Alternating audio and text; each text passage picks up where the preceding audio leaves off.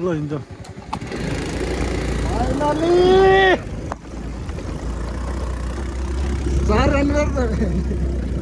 4 घन्टाको यात्रापछि यार बल्ल बल्ल यार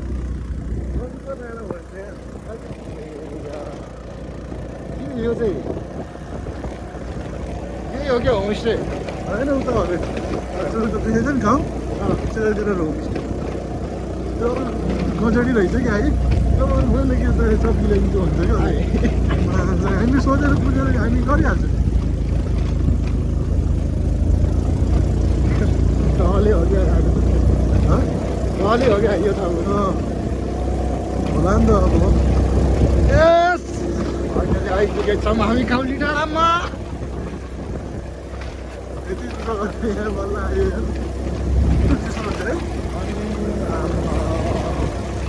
मान्छे त बाटो चाहिँ यहीँ मात्रै राम्रो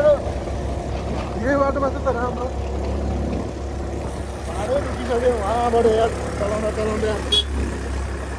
यहीँ मात्रै रहेछ बाटो राम्रो भएन नि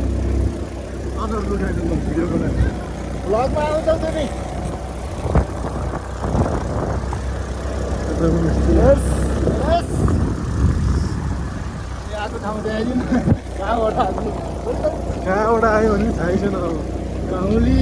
डाँडामा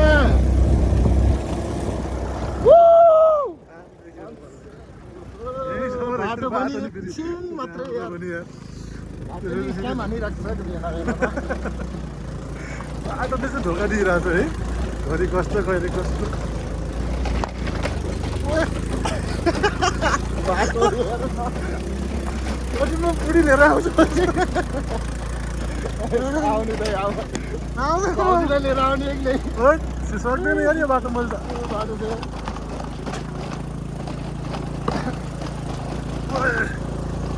यत्रो उफार्नी रहेछ यार निक्लेको ढुङ्गा मात्रै राख्यो बल्ल आइपुग्नु बल्ल यहाँबाट चाहिँ हिमाल पनि खतर देख्छ यस यस यता पो छ त पहिला घुमाउँ न सबैमा घुमाउँ न ल हेर हिमाल